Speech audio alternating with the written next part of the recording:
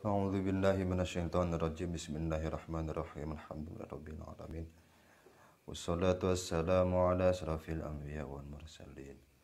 Sayyidina wa maulana Muhammad wa ala alihi wa sahbihi ajma'in. Subhanaka la ilma lana illa ma 'allamtana innaka antal alimul hakim. Qala al-musannifu rahimahullahu ta'ala wa nafa'ana wal muslimina bihi wa bi'ulumihi wa madana bi asrarihi wa anwarihi wa a'adda alaina min barakatihi wa karamatihi fid dharaini amin. Bismillahirrahmanirrahim. Al-khamisu ghuslur rijlaini ma'al ka'baini. Al-khamisu adapun fardu-fardunya wudu atau rukun-rukunnya wudu yang kelima, yaitu ghuslur rijlaini, membasuh kedua kaki, ma'al ka'baini, beserta dua mata kaki. Jadi rukun yang kelima dari fardu-fardunya wudu atau rukun-rukunnya wudu yaitu membasuh kedua kaki sampai dua mata kaki. Al-Ka'bani, adapun dua mata kaki, huma itu adapun al-Ka'bani itu al-azmani, dua tulang, an-nati'ani yang menonjol keduanya, inda mafsilis saqi, pada sambungan betis, wal qadami, dan kaki umum. Jadi mata kaki ya sudah kita ketahui bersama, yaitu yang menonjol di pinggir kaki. Al-makna, adapun maknanya itu annal khamisa, sesungguhnya yang kelima, min furudil wudu'i, dari beberapa fardunya wudu, itu ghuslu kulli rijlin, membasuh setiap kaki, ma'al ka'baini, beserta dua mata kaki, ma'al ka'baiha, ma'a ka'baiha, beserta dua mata kakinya rijlin, wa syukukiha, dan beberapa belahannya rijlin. Jadi kaki ini memang rawan ada pecahan-pecahan, ada retakan-retakan di tumit biasanya. Kalau di tangan jarang, tapi kalau di kaki ini rawan ada tempat-tempat di tumit ini biasanya yang memang pecah, ada pecah-pecahnya. Maka ketika kaki ini ada pecah-pecahnya seperti itu ataupun luka sekalipun, watajibu, dan wajib, apa izalatuma, apa menghilangkan perkara, fisyukuki, yang ada di dalam beberapa belahan atau celah-celah tersebut. Ya intinya belahan-belahan atau pecahan-pecahan yang di telapak kaki biasanya ada pecah-pecahnya itu, atau celah-celah disebabkan luka segala macam, ini wajib kita hilangkan dulu apa-apa yang ada di dalamnya, sekiranya dapat mencegah sampainya air ke sana. Contohnya yang dapat mencegah sampainya air, min syama'in, dari lilin, wa nahwihi, dan sesamanya lilin. Lilin ini dapat mencegah sampainya air kepada kulit. Jadi kalau di kulit kita ini kita teteskan lilin itu, kemudian kita siram, kemudian kita buka tetesan itu, insya Allah masih kering di bawahnya. Wajib dihilangkan dengan catatan illam yasil, apabila tidak sampai apa air, li ghauril lahmi, pada dalamnya daging. Jadi pada intinya yang kelima ini membasuh kedua kaki dan sampai kedua mata kaki. Seandainya di kaki ini ada belah-belahan, celah-celah, pecah-pecah tersebut, maka wajib menyampaikan air juga ke dalam pecahan-pecahan tersebut. Al-mashu alal khuffain. Jadi al-mashu mengusap alal khuffaini pada dua muzah, dua selop. Apa selop? Sejenis sepatu memang, bukan sejenis sepatu, sejenis kaos kaki. Khuffain. Kaos kaki tapi bukan kain, biasanya memang dari kulit. Khuf. Khuffain ini biasanya dipakai di daerah-daerah yang memang dingin. Karena daerah ini dingin, orang enggan membuka khufnya itu. Sejenis kaos kaki, kayak kaos kaki tapi ya kulit. Ya bisa di browsing di internet. Khuf itu sebenarnya muzah. Bahasanya muzah. Wa yajuzu mashu syai'in, dan diperbolehkan mashu syai'in, apa mengusap sesuatu, min dhahiri a'lal khuffi, dari luarnya, dari luar bagian atasnya khuf. Ya khuf selop gitu saja biar gampang.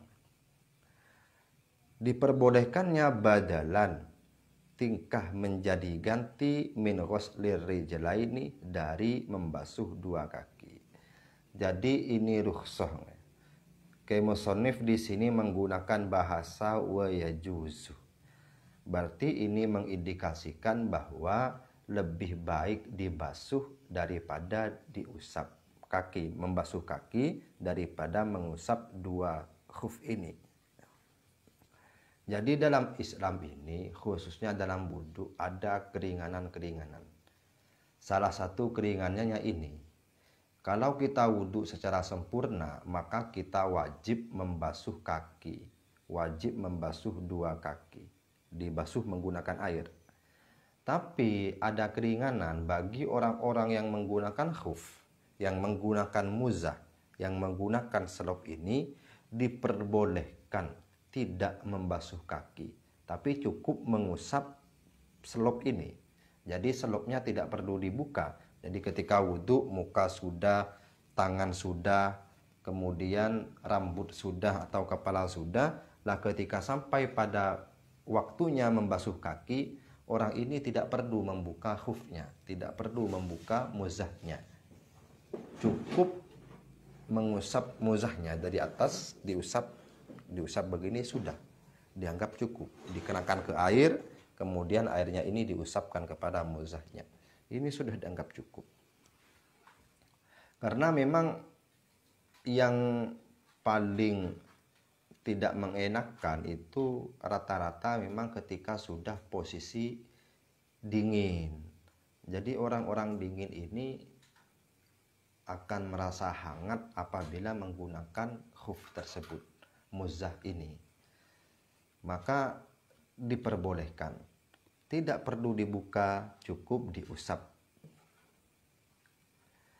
Lil muqimi, bagi orang-orang muqim, orang-orang yang tidak melakukan perjalanan, masa waktunya yauman wa lailatan, sehari semalam. Ini batas waktunya. Jadi ketika sudah sampai sehari semalam, maka harus dibuka dulu, wudhu secara sempurna dulu, boleh dipasang lagi. Jadi tidak terus-menerus menggunakan khuf atau muzah, tidak. Tapi batas waktunya sehari semalam bagi orang-orang yang mukim.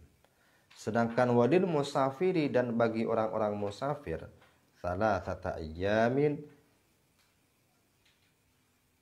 dalam 3 beberapa hari, bilayaliha, dengan beberapa malamnya ayyam.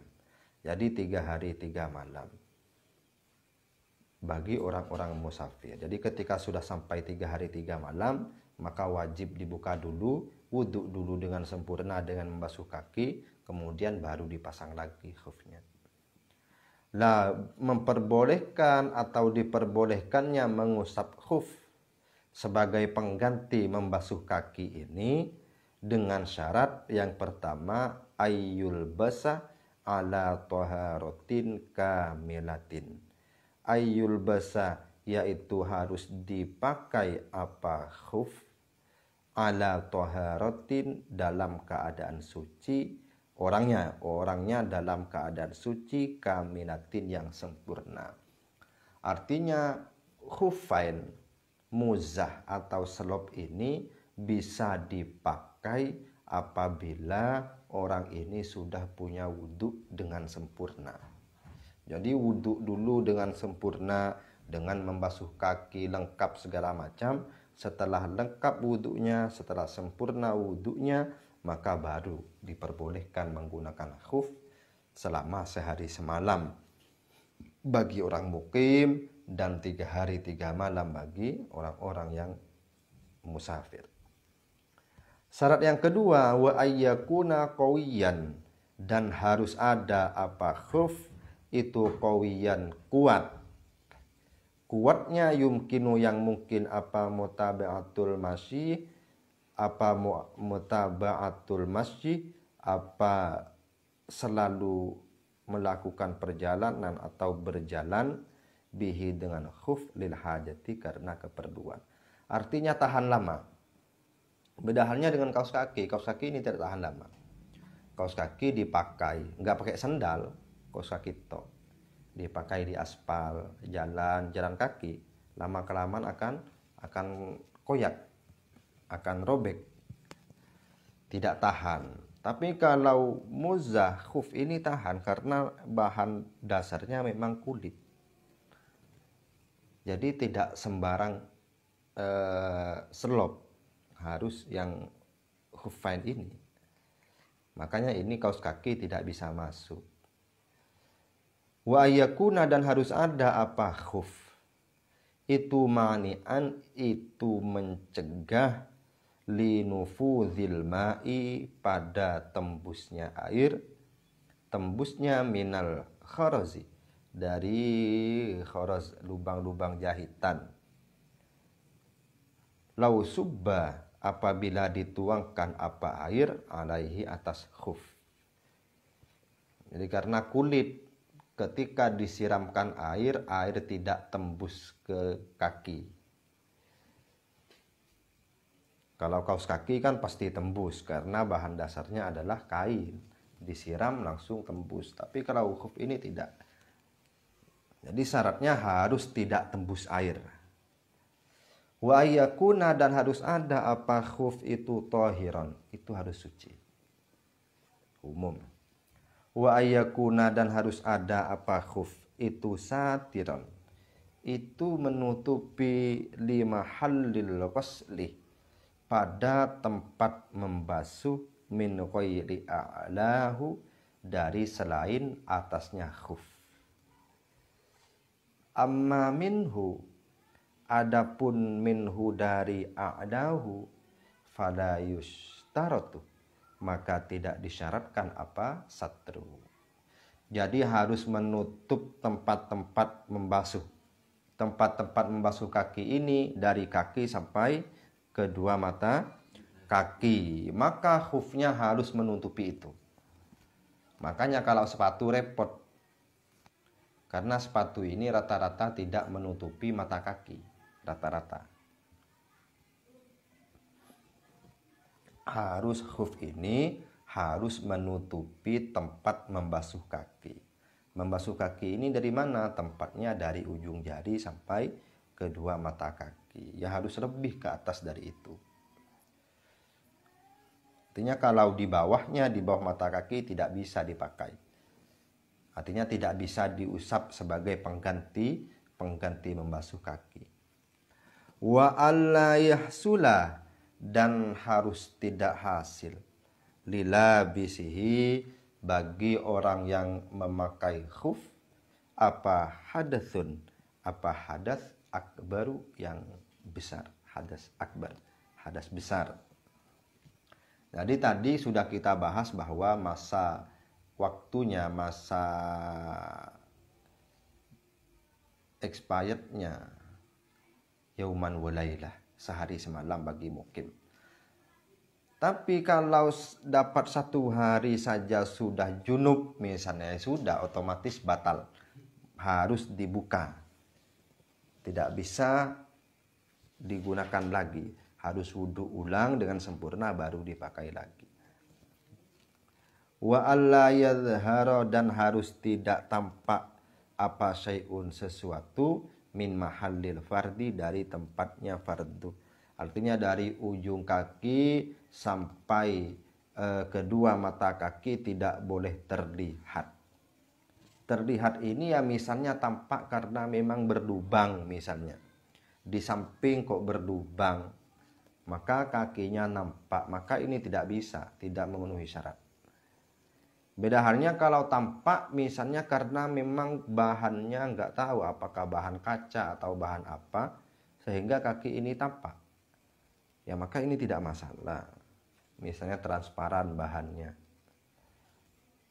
Intinya ya tadi tidak tembus air.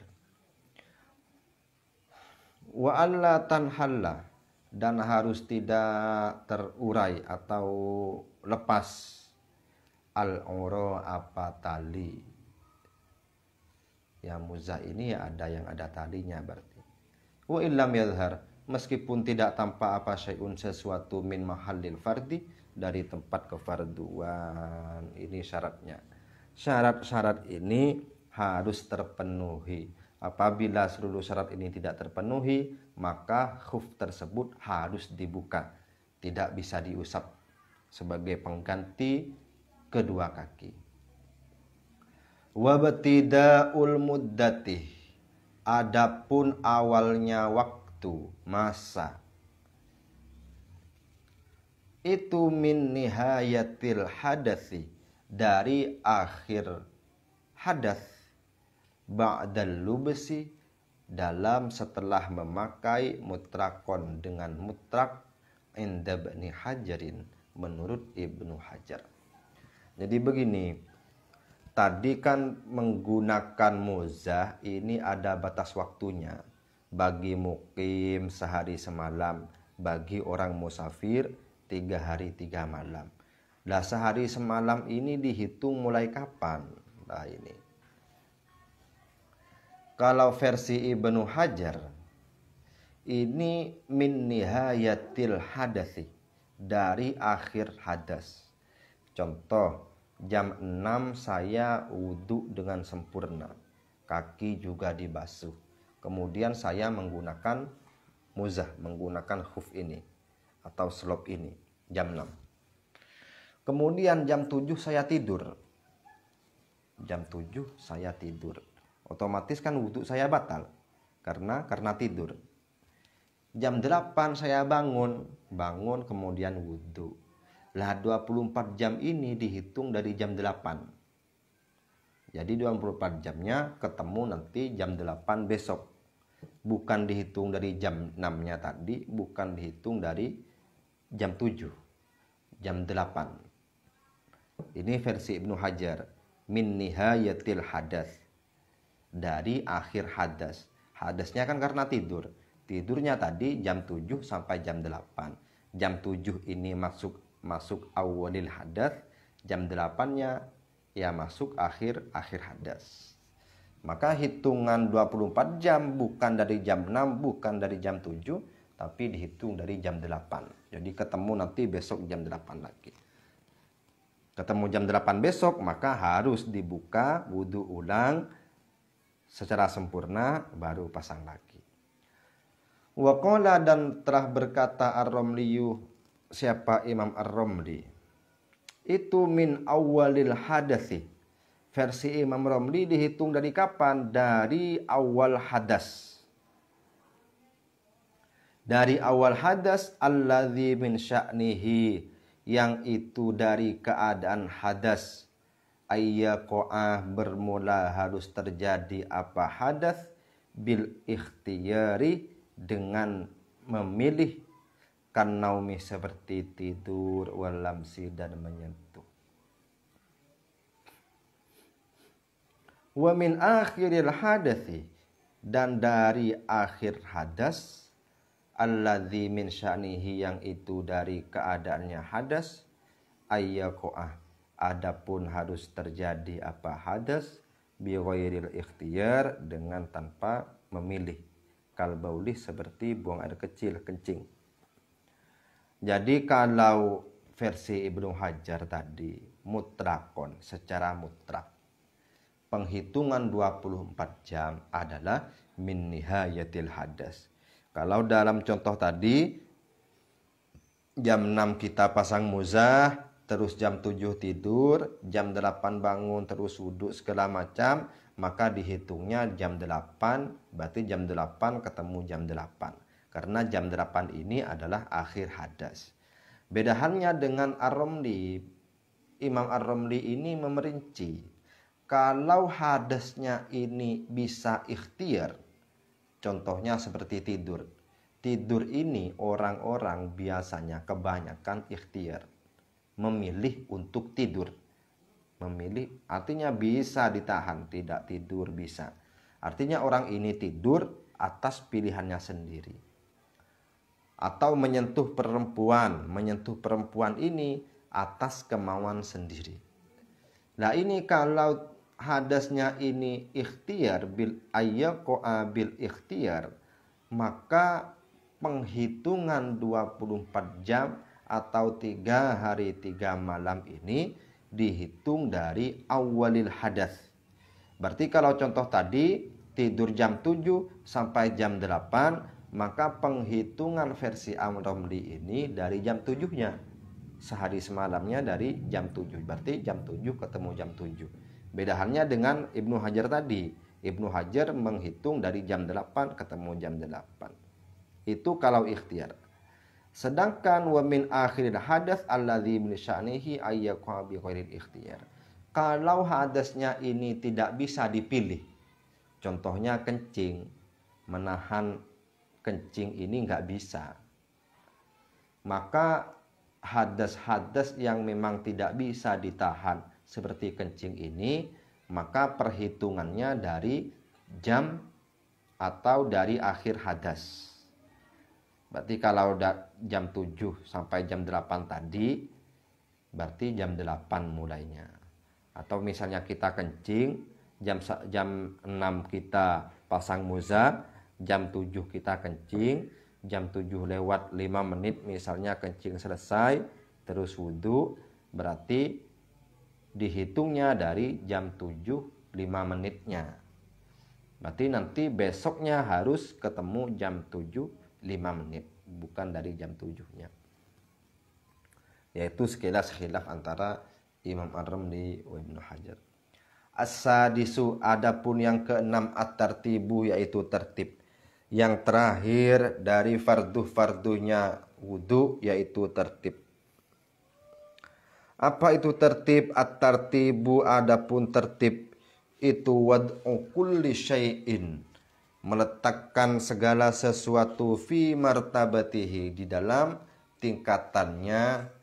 Kulli syai' harus tertib. Wal makna, adapun maknanya, makna dari wad'u kulli syai'in fi martabatihi itu an-nasadisa, sesungguhnya yang keenam, min furudil wudu'i, dari beberapa fardunya wudu.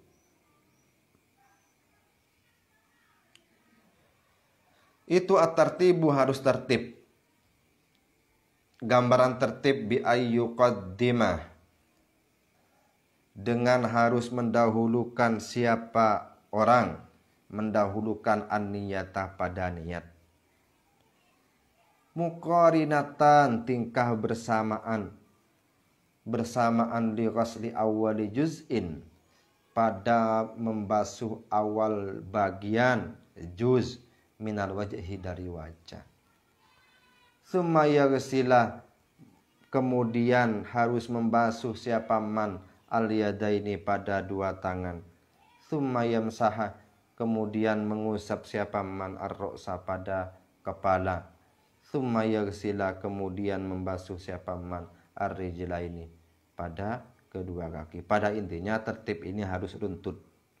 Karena dalam fardu ini misalnya niat, kemudian basuh tangan, basuh muka, basuh tangan, basuh kaki, ini tidak boleh dibulak-balik. Jangan basuh kaki dulu baru muka, tangan dulu baru kaki. Ini nggak boleh. Harus tertib. Kalau tidak tertib bagaimana? Falau khalafa, maka apabila berlainan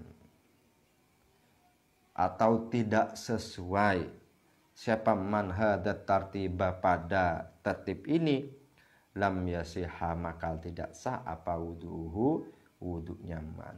Intinya dalam tertib ini harus runtut. Wajah dulu, tangan dulu, terus kepala, terus kaki. Harus begitu. Ada satu contoh misalnya dibasuh secara bersamaan. Bagaimana? Contohnya nyuruh 4 orang. Yang umum contoh-contoh seperti itu. Saya mau berwudu, nyuruh ke orang 4. 1 untuk membasuh wajah, 1 untuk membasuh tangan, 1 untuk mengusap kepala, 1 untuk membasuh kaki. Kalau telinga kan sunnah. Jadi cukup menyewa orang 4 untuk membasuh secara bersamaan. Jadi dihitung 1, 2, 3 mulai bersamaan. Ini tetap tidak sah. Alasannya apa? Alasannya 1, tidak tertib. Padahal sudah dibasuh semua. Tidak tertib. Maka yang sah itu cuma wajahnya yang sah. Tangan, kepala, kaki dianggap tidak dibasuh. Maka harus ditambah, tangannya harus dibasuh ulang, kepalanya dibasuh, diusap ulang, kakinya diusap ulang. Karena mengapa ketika bersamaan tidak sah itu tadi? Karena memang tidak tertib. Tertib ini harus berurutan, tidak boleh bersamaan secara sekaligus. Beda halnya kalau kita menyelam. Menyelam ini ya ada hukum beda. Ini contohnya.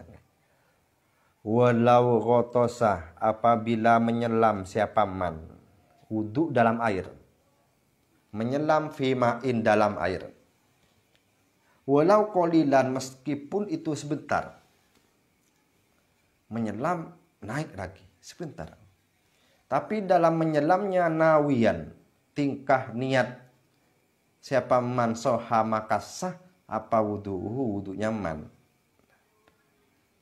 Niatnya harus dalam air, tapi jangan niatnya di atas baru loncat. Nah, yang enggak sah.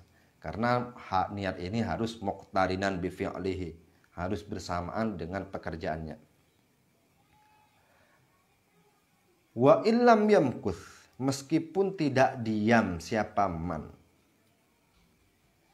zamanan, di dalam waktu, di dalam zaman, yasa'u